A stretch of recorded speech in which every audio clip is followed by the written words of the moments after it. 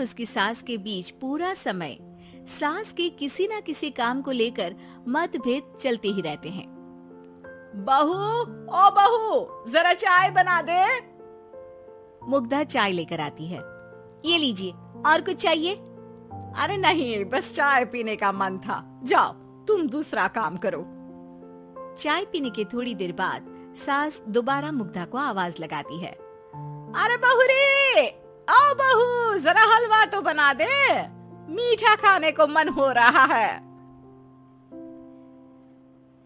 इसी तरह मुग्धा की सास पूरा समय कोई ना कोई काम बताकर उसे रसोई से बाहर तक निकलने नहीं देती।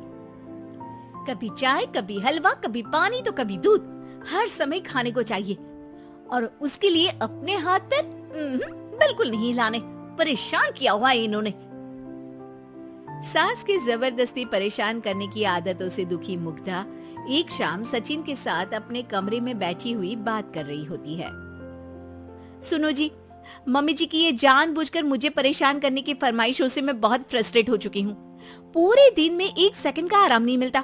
रसोई से बाहर कदम रखती नहीं कि बहू ये बना दे, बहुरी वो बना दे। अरे इनकी फरमाइशें चलती ही रहती है।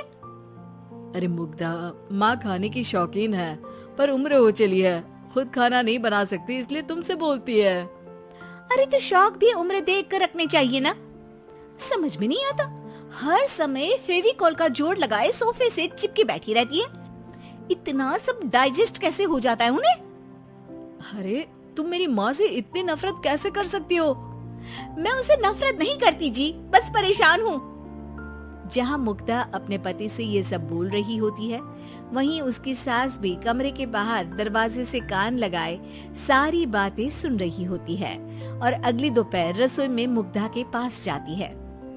बहू, आज ना मेरा कुछ मसालेदार खाने का मन है। तो चाय बना दूं? मुझे बहुत पसंद है।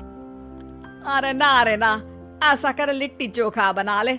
और हाँ, जितना मसाला बातों में मिलाकर पति को सुनाती हो ना, सब्जी में भी वैसे ही डाला करो, खाना स्वादिष्ट बनेगा।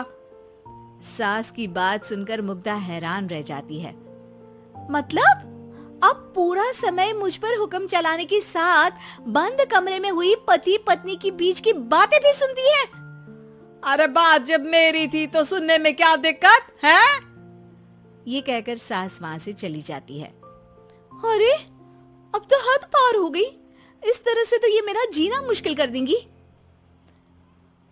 मुग्धा सास की हरकतों से परेशान उसका हल सोचने लगती है और इसी तरह कुछ दिन बीत जाते हैं, जिसमें सास का जन्मदिन आता है। मुग्धा बहुत खुशी के साथ अपनी सास को एंड्रॉइड मोबाइल गिफ्ट करती है।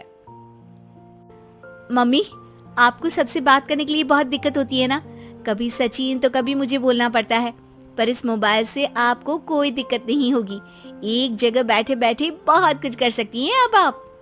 मोबाइल देख सासू माँ खुश हो जाती है, पर उसे इस्तेमाल करना तो आता नहीं, इसलिए साइड में रख देती है।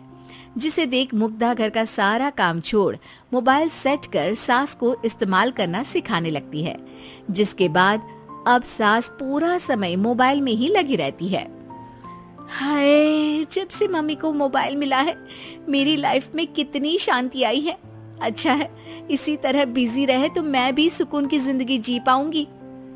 अब मुग्धा जब मन करे काम करना, जैसा चाहे वैसा खाना बनाकर खाना, पूरा समय रिलैक्स और खुश रहने लगती है।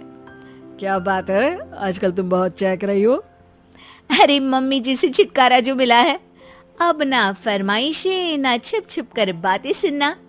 अच्छा, तो मोबाइल गिफ्ट करने की ये स्कीम थी। इसी तरह दिन बीतते हैं और अब मोबाइल पर लगी सास फरमाइशों की जगह सवालों के लिए बहू को आवाजें लगाना शुरू कर देती है। अरे बहू सुन तो, देख जरा किसी का फोन क्यों नहीं मिल रहा? रिचार्ज खत्म हो गया है, पर अभी 4 दिन पहले ही तो मैंने किया था, इतनी जल्दी कैसे खत्म हो गया? अरे मैंने कल तेरी कनाडा वाली मौसी सास से 3 घंटे बात की थी ना। क्या? इतना महंगा तो मोबाइल भी नहीं आया जितना महंगा इसका रिचार्ज पड़ रहा है। इसके बाद तो जैसे मुग्धा के दिन के 24 घंटे में से 20 घंटे सास के पास उनके मोबाइल रिलेटेड प्रॉब्लम सॉल्व करने की ड्यूटी ही बन जाती है। अरे मुग्धा, ये मोबाइल में अचानक तेरी मौसी सास की शक्ल क्यों दिखने लगी और ये तो हिल भी रही है। मम्मी, ये गूगल डुओ का वीडियो कॉल है। इसमें आप बात करने के साथ एक दूसरे की शक्ल भी देख सकती हो। अच्छा, ये तूने मुझे पहले क्यों नहीं बताया? अब बताने के लिए पहले नहीं बताया। इसी बीच सचिन भी वहां आ जाता है और सास अपनी वीडियो कॉल में बिजी हो जाती है। क्यों, सास बहू में क्या गपशप चल रही है? इसे गपशप नहीं, दिमाग का दही होना बोलते हैं।